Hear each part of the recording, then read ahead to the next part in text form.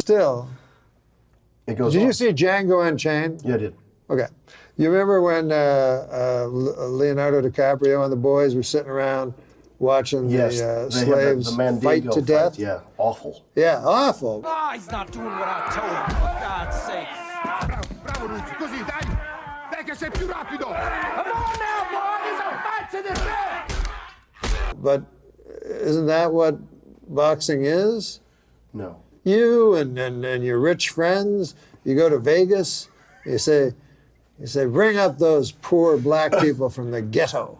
In the ghetto. I don't think that's the requirement. And a mother cry.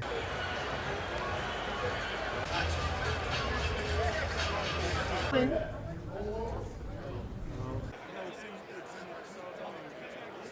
don't think that you have to be African American. You have to be poor. Okay. Well. It just so happens, I think. Maybe because that's a way out for kids. Yeah. Yeah. But do you think it's cool that rich people pay money to watch two poor people fight to the death? Well, if they're good, they won't be poor anymore. Mayweather was one of the top paid athletes last year. Yeah. Yeah, and he lost it all on the Jaguars. This car costs $3.2 million. This Bugatti right here costs $1.6 million. You ain't seen these toys. I haven't seen these? No. What? Floyd, this is 7 cars, man. Silver, platinum, Miami, black LA, white Vegas. Yeah.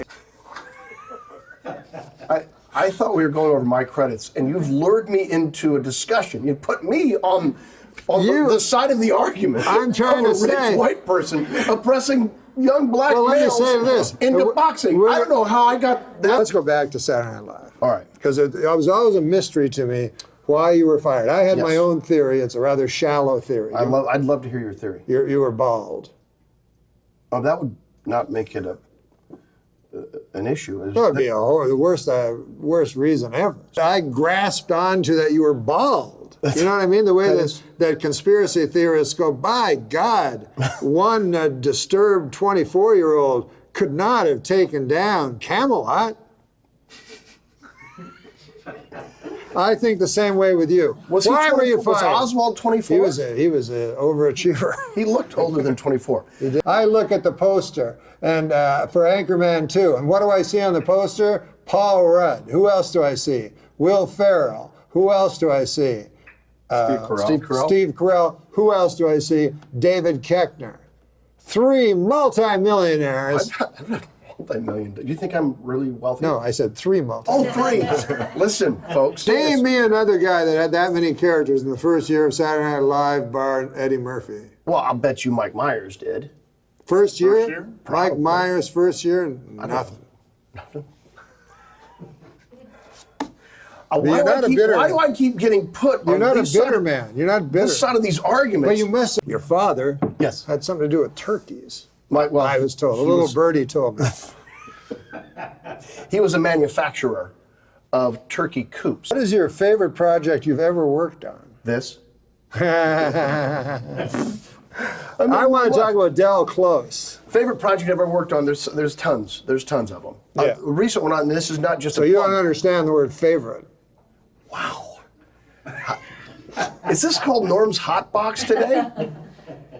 This guy, Pee Wee Sherman 300 is his name. He says, in a few words, tell us why Second City is so much better than the Groundlings or Upright Citizens Brigade.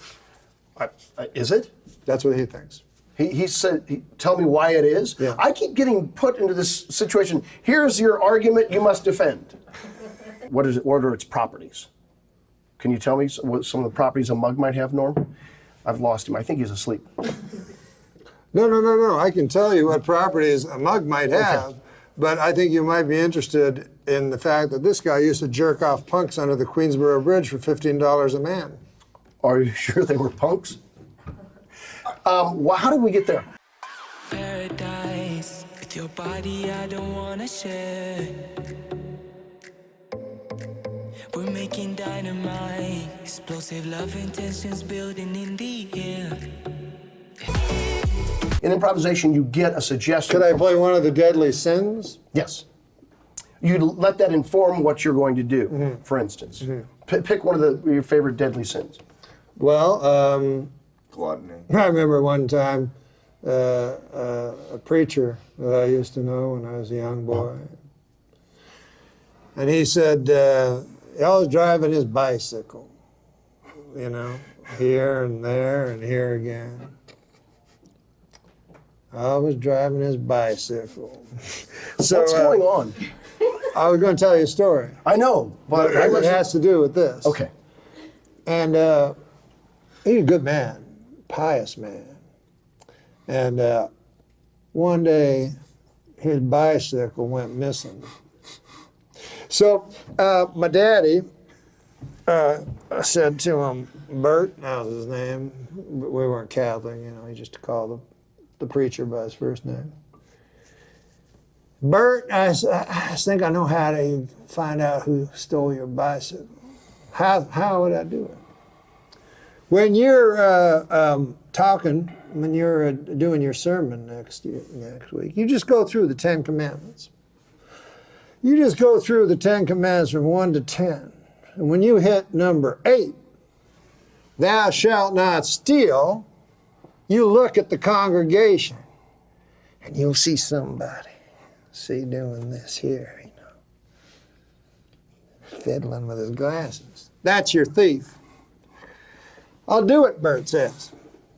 So my daddy told me that story, and I was really hankering to see that speech that Bert was going to say that day.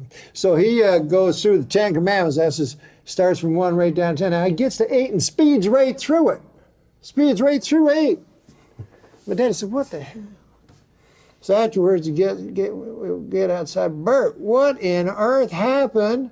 Number 8 was the one you were supposed to go. You know, why'd you speed through it? Bert says, "Well, I tell you why. When I came to number 7 in the 10 Commandments, thou shalt not commit adultery. By golly, I remember where I put my bike." He was fucking Widow McClanahan. Then it's not adultery. She's a widow.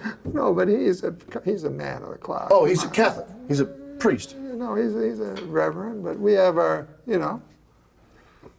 So that's how we got there from the 7 deadly sins. Okay. Yeah.